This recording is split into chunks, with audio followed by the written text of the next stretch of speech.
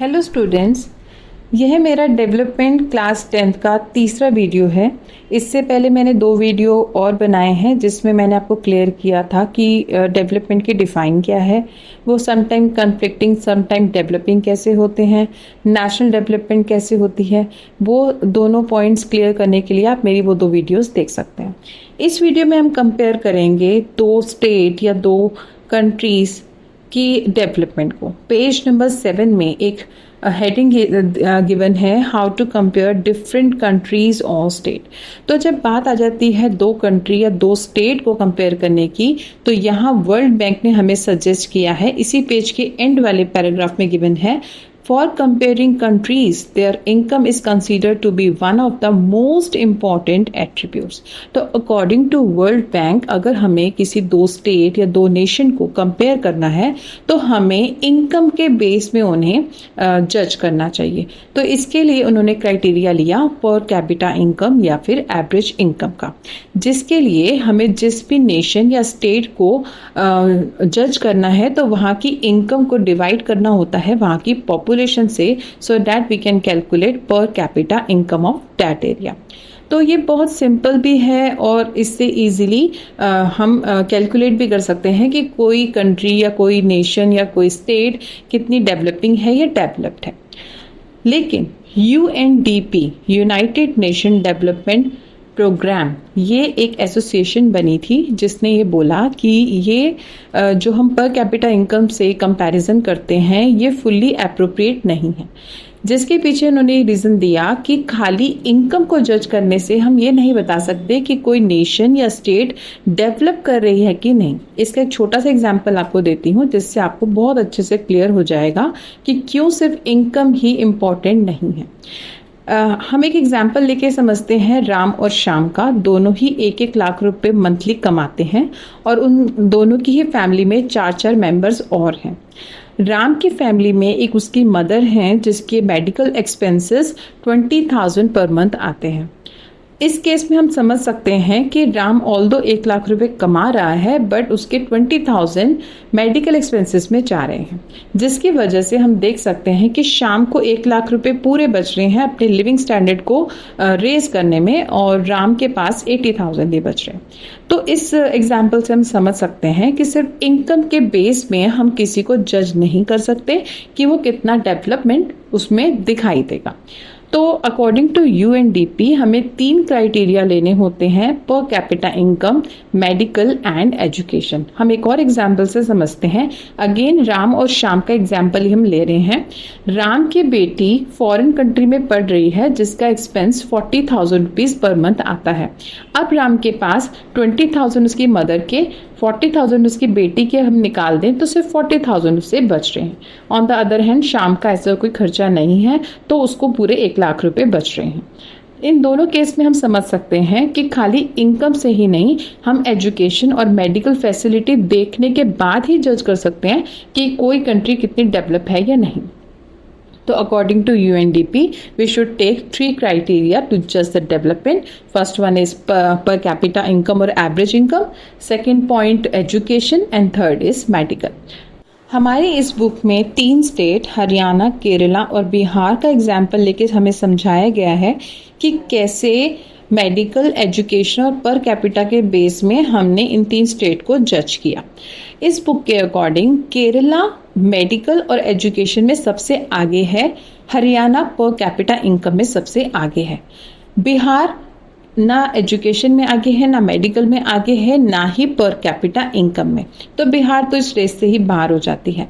But Haryana और केरला के case में अगर हम देखें तो केरला 2 एस्पेक्ट में आगे है, जो है मेडिकल और एजुकेशन। तो इस रेस की विनर होती है केरला। तो हम बिल्कुल सीधे सीधे देख सकते हैं कि जो केरला है उसकी डेवलपमेंट सिर्फ इसलिए ज़्यादा है क्योंकि उन्होंने 2 क्राइटेरिया को क्रॉस किया है।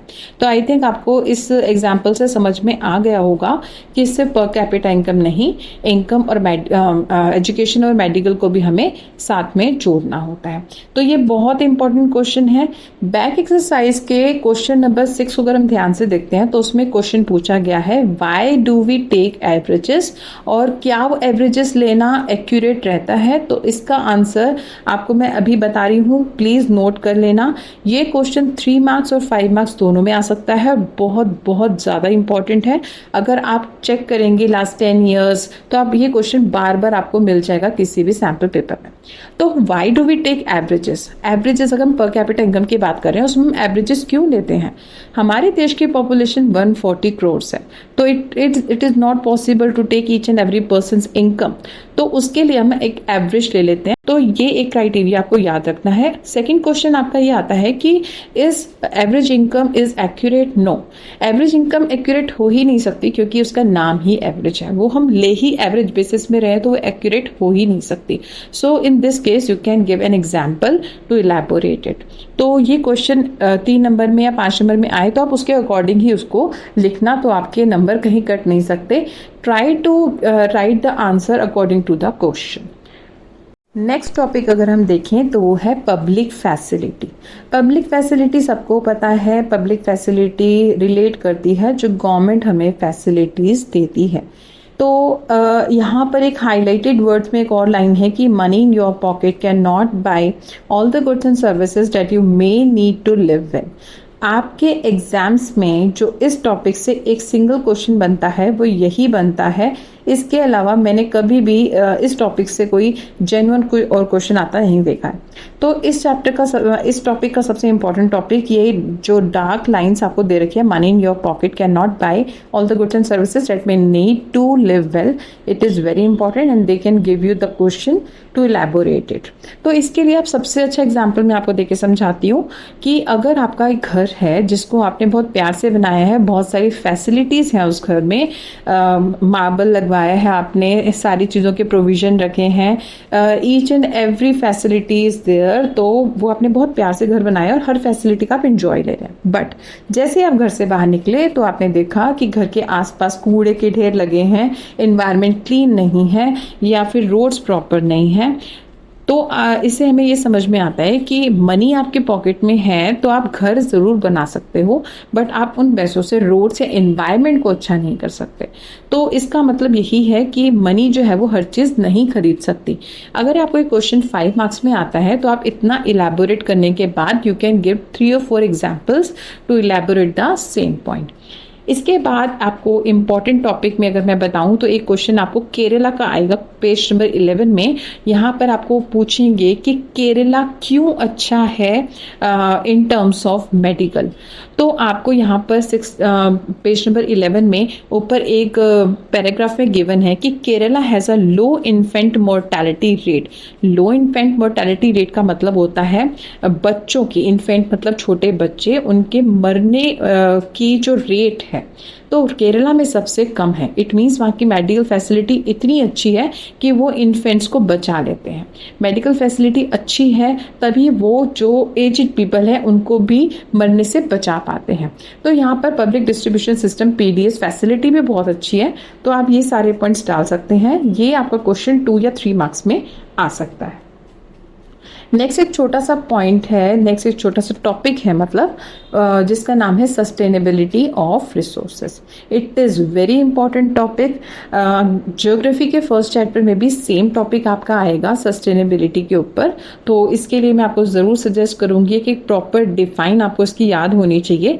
ईजी लैंग्वेज में आपको समझा देती हूँ। सस्टेनेबिलिटी ऑफ डेवलपमेंट का मीनिंग है कि जब आप रिसोर्सेज को इतने अच्छे से यूज़ कर रहे हैं कि ना तो आप इन्वायरमेंट को कोई हार्म पहुँचा रहे हैं और अपने आने वाली फ्यूचर जनरेशन के लिए भी उसको सेव कर रहे हैं। कैसे?